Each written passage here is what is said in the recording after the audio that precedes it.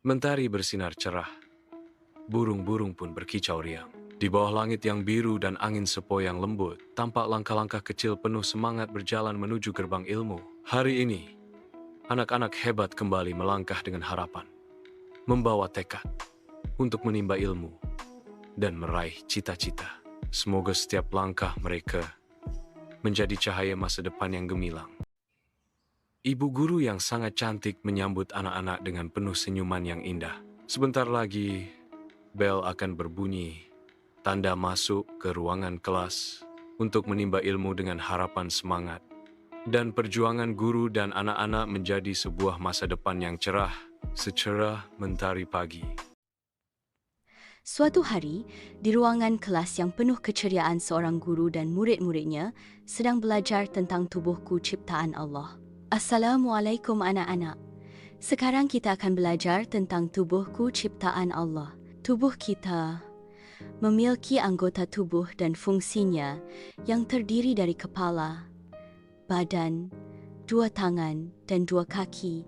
Di bagian kepala ada mata, telinga, hidung, mulut. Di bagian tengah ada 2 tangan. Sedangkan di bagian bawah tubuh kita ada 2 kaki. Selanjutnya, ibu guru akan menjelaskan tentang fungsi anggota tubuh bagian kepala, yaitu mata, telinga, hidung, dan mulut. Mata fungsinya untuk melihat pemandangan alam semesta. Telinga fungsinya untuk mendengar suara seperti suara manusia, dan suara azan. Hidung fungsinya untuk mencium aroma makanan dan bunga. Sedangkan mulut fungsinya untuk makan dan berbicara hal-hal yang baik. Sampai di sini mengerti? Mau tanya ibu guru, kalau ada orang yang buta, dia tidak bisa melihat apapun. Terus apakah fungsi mata tetap melihat? Allah menciptakan makhluknya bermacam-macam ahli. Ada yang buta dalam kandungan, itu adalah kehendak Allah yang harus diterima. Ada yang buta setelah lahir ke dunia itu, dikarenakan ada penyakit di matanya, sehingga tidak bisa melihat keindahan alam semesta. Tapi fungsinya mata itu tetap melihat. Jadi apapun yang Allah kehendaki, kita harus bersyukur dan menerima apa yang sudah Allah kehendaki. Apakah sampai di sini sudah mengerti? Iya, Bu. Terima kasih. Jadi, kita sebagai makhluk ciptaan Allah harus bersyukur dengan cara menjaga tubuh kita supaya sehat dan kuat. Kita diberi tubuh yang sehat dan kuat oleh Allah. Harus kita jaga caranya makan makanan yang bergizi. Anak-anak, pembelajaran hari ini sudah selesai. Sebelum istirahat, kita berdoa dulu. Berdoa sebelum makan. Allahumma barik lana fima rozaqtana wa qina azabannar. Ya Allah, berilah kami keberkahan di dalam rezeki yang telah Engkau berikan kepada kami dan peliharalah kami dari siksa api neraka. Amin. Suara bel berbunyi nyaring, menggema ke seluruh penjuru sekolah. Serentak, tangan-tangan siswa terangkat. Beberapa langsung berseru kecil. Ada pula yang menghela napas lega. Lorong-lorong mulai dipenuhi siswa-siswi dari berbagai tingkat. Suara langkah kaki, tawa riang, dan sapaan akrab terdengar di mana-mana. Waktu istirahat adalah jeda yang dinanti-nantikan. Bukan hanya untuk mengisi perut, tetapi juga untuk melepas penat, berbagi cerita, dan mempererat pertemanan. Ali dan Amir menuju kantin sekolah yang mulai dipadati siswa. Aroma gorengan, nasi kuning, dan mie goreng memenuhi udara. Mereka sedang mengantre di kantin, membeli makanan kesukaan mereka. Ali memilih roti isi telur, sementara Rani membeli es teh manis dan bakwan hangat. Di sudut kantin, mereka duduk bersama teman-teman sekelas lainnya.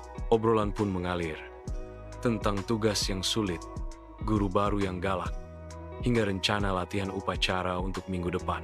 Tawa lepas, sesekali pecah, membaur dengan suara ramai khas waktu istirahat. Namun bagi sebagian siswa, waktu istirahat bukan sekadar waktu makan.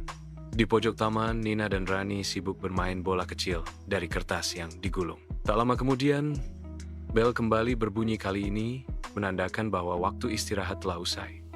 Satu persatu siswa kembali ke kelas masing-masing. Namun di hati para siswa, dentang bel istirahat tak pernah sekadar bunyi logam. Ia adalah tanda dari sejenak kebebasan. Waktu untuk tertawa, berbagi, mengisi ulang semangat di tengah rutinitasnya. Seketika halaman sekolah mulai lengang. Anak-anak bergegas mengemasi barang-barang mereka. Ada yang masih sempat menghabiskan sisa bekal sambil berjalan dengan langkah cepat, meski beberapa masih menyempatkan senyum dan sapaan kecil. Anak-anak mulai kembali ke kelas masing-masing. Suasana berubah dari hiruk pikuk yang penuh tawa menjadi barisan kecil yang teratur menuju ruang belajar. Di dalam kelas, guru telah menunggu. Papan tulis sudah bersih, dan cahaya matahari yang menembus jendela menambah hangat suasana. Anak-anak duduk di bangkunya masing-masing, membuka buku, dan bersiap menyambung pelajaran yang sempat terputus oleh waktu istirahat. Meski raut wajah beberapa anak masih menyimpan sisa tawa istirahat tadi, mereka tahu kini saatnya kembali fokus. Waktu bermain telah usai, dan lembar pelajaran menanti untuk diisi dengan ilmu baru. Hari itu seperti hari-hari lainnya, namun selalu punya cerita yang tak sama. Dan begitulah sekolah, tempat tawa dan belajar berjalan berdampingan. Mataharinya udah tinggi ya, Amir. Iya, udah hampir tengah hari. Dengan langkah santai, mereka berjalan menyusuri jalan setapak. Sepanjang perjalanan, mereka saling bercerita tentang pelajaran hari ini, tentang kejadian lucu di kelas, atau tentang rencana bermain sore nanti. Di sisi jalan, pohon-pohon tampak bergoyang pelan diterpa angin.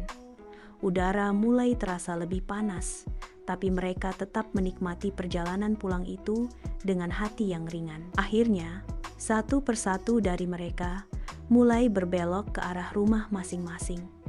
Langkah Ali pun terus berjalan, mendekati rumah mungilnya yang sudah tampak dari kejauhan. Ia tersenyum, membayangkan makan siang hangat yang mungkin sudah disiapkan ibunya di rumah. Assalamualaikum. Waalaikumsalam. Sudah pulang, Nak? Sini, makan siang sudah siap. Ayahmu juga baru pulang dari ladang. Ali masuk ke dalam rumah, menaruh tas di sudut ruangan, lalu duduk di lantai sambil menghela napas lega.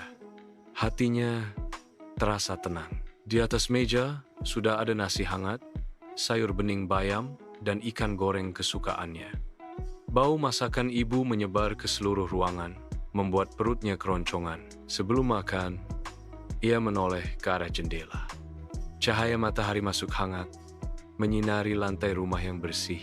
Burung-burung masih berkicau di luar, dan angin siang mulai bertiup lembut. Wah, makan siang sudah siap ya? Mereka berdua pun duduk bersama di meja makan. Tidak ada televisi atau suara radio. Hanya suara sendok menyentuh piring dan percakapan kecil yang mengalir pelan. Ali tadi di sekolah belajar apa? Tanya ayah sambil mengambil ikan goreng. Pelajaran tubuhku ciptaan Allah, ya. Tentang bagian-bagian tubuh dan fungsinya. Iya, bagus. Kalau Ali ingin jadi anak pintar, Ali harus mendengarkan penjelasan guru. Di rumah juga harus belajar. Iya, Ayah. Terima kasih ya.